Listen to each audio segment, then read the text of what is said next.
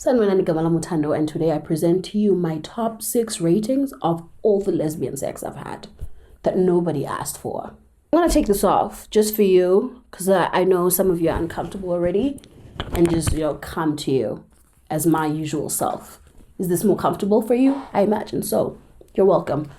I started having sex as a Christian lesbian.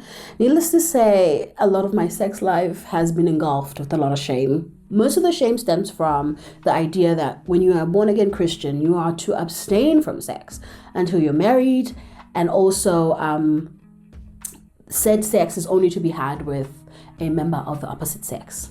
But there I was, partaking in premarital sex, and over and above that, munching carpets. I say all that to alert you that I haven't been particularly comfortable talking about sex privately, let alone on a public platform like this. So this is a huge deal for me to be sitting here in front of you about to talk about my sex life and what about it I enjoy. And it's all thanks to the International Planned Parenthood Federation Africa region. They reached out to me and said, hey girl, we're running a campaign. We want people to enjoy sex. We want people to talk sexy about sex. We want people to love themselves and want people to pleasure themselves. And the only way to do this is for us to get talking about it and get comfortable talking about it in a healthy way, in a safe way. And they believed I was just the right person to do that. IPPFAR is committed to gender equality and to ensure that women and girls and young people realize their rights and have control over their own bodies. And they also promote pleasure-based sexual health. So when they reached out to me, I said, girl, you know I'm all about that. Of course I'm going to talk to the trusted viewers about sex. So let's get into it. As a lesbian who tops from the bottom, I reckon we should rate these lesbian sex acts from bottom to top. Okay, we'll start at number 6. At the bottom of the list, we have butt sex.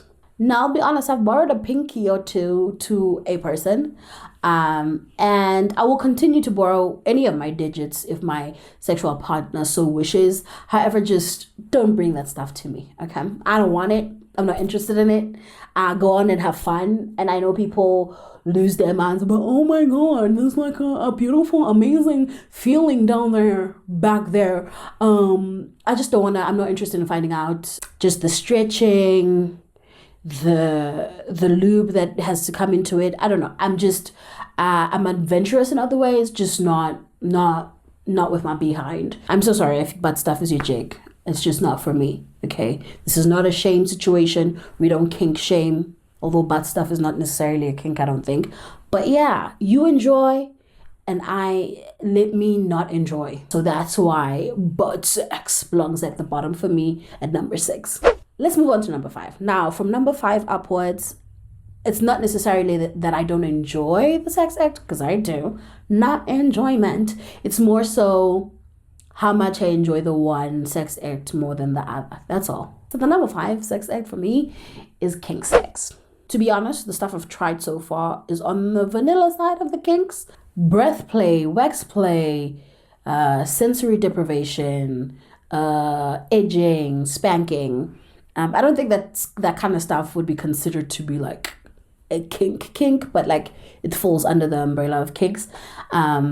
And I enjoy that stuff. Now I'm open to doing more stuff. Flogging comes to mind. But the reason why kink sex is at the bottom of the list is because it's not necessarily like the syllabus, if you catch my drift.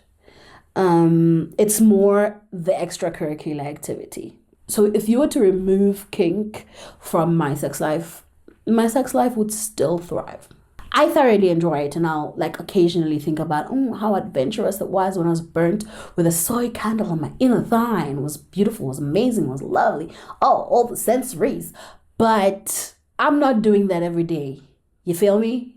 An honorable mention though about kink sex is that it's probably the best sex to have because it requires continuous consent. It requires sobriety and responsibility, and those things should not be negotiable. All sex should be that way if we were to be honest, but folks love their drunk sex, and drunk sex can blur the lines of consent, but y'all just like to do things that are blurry and are unsure, and that might get into trouble. So you might want to just look into that, you know what I'm saying? But yeah, I digress. That's a topic for another day. I'm just like advocating for kink sex and how it promotes sobriety and engaging in sexual encounters with people in a safe way. But it's still number 5 for me. Let's move on to number 4.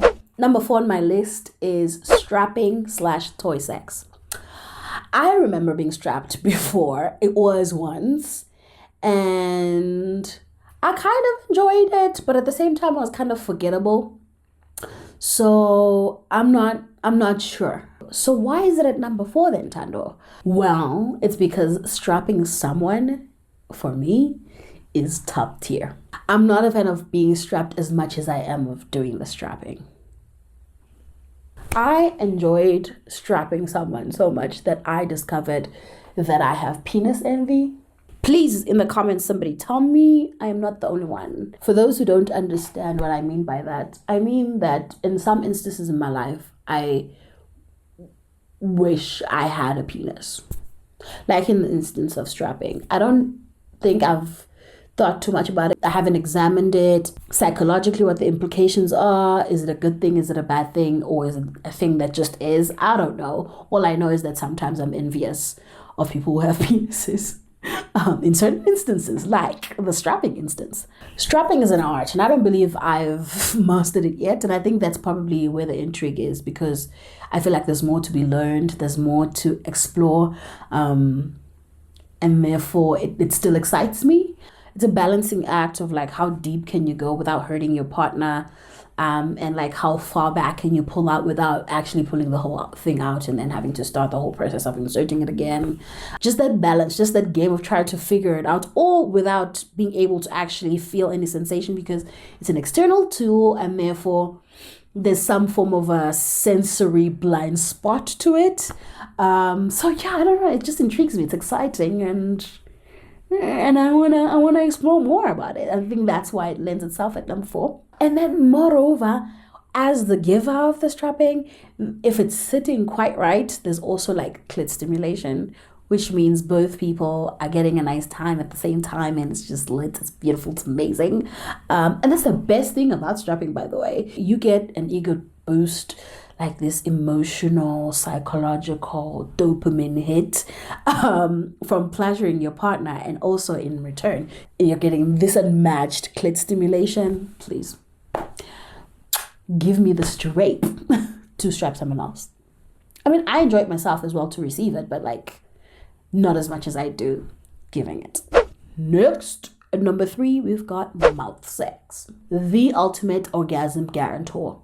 Unparalleled, unmatched, and you can fight me on that. You know, cunnilingus, there's just something about facial lips meeting with the nether region lips that is just divine. It's the texture, the pressure, the temperature, and a certain kind of expertise that just... It's my number 3, man. Not much else to say. It's straightforward. Just what that mouth do. What that mouth do, man. Next, number 2. Oh, we're gearing to number 1. Okay. Number 2 for me is brain sex. So I believe I've had a variation of what I call brain sex in my lifetime, but one experience comes to mind. Basically what this experience was months upon months of flirting and like gaslighting myself into believing that I wasn't sexually attracted to this woman that I now admittedly had a mammoth of a crush on. The kind of mental gymnastics that I did to try and convince myself that this woman didn't affect me in the way that she did was ridiculous, man, considering I used to be obsessed with the way that she laughed. Like I'd hear her laugh and be like, do that again, from afar. I would practically visualize words falling off of her mouth when she would speak to me. All of that just to turn around and try to convince myself that she ain't all that. It's whatever. I also restricted physical contact with her. I purposefully did not touch her. I insisted on a lot of physical distance, and I did that for months. And so when we found ourselves sharing a bed together, unintentionally, with no intentions of doing anything at all, I proceeded to blow a mammoth of a load on myself without even taking our clothes off or touching. Needless to say, that was probably in the top 3, if not 2, of the best orgasms I've ever had in my life. Like I said, it was basically months and months of edging, and that's just not sustainable. Who has the time for that? If I could learn how to do that more consistently, continuously, frequently, I would, but I'm not that into sex, so I'll let it slide. I'm okay not knowing how to do that again. And now moving on to number one. The lesbian primary sex act for me is finger sex. There isn't much to it. It's straightforward. No frills, but orgasms 100% guaranteed. The hands go everywhere. They are touching everything, hitting all the spots. Wrist action, come hither action, circle action, DJing action, triple finger action. There are variations from Cape to Cairo, please. Finger sex will never not be enough for me. I could have finger sex all my life and no other option, and I'll be satisfied. I enjoy giving it equally as receiving it. It could be clitoral stimulation or penetration or both. I don't have to convince you about it. You get it. It's a staple diet. It is the reason lesbians will start having sex at 8 p.m. and roll over and at 6 a.m. And that's exactly why it's my number 1.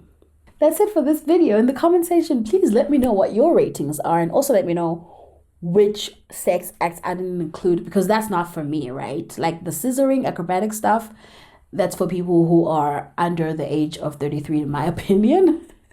Or people who are acrobatic and like flexible and fit like that. Not for me, but I get it. I get people who enjoy that kind of stuff. So you let me know in the comments. Thank you so much for watching this video, and thank you to the International Planned Parenthood Federation Africa region. It's such a mouthful, or just IPPFAR, that's better, for sponsoring this video. I hope we continue to have these sex chats much more in depth, in a much more conversational way.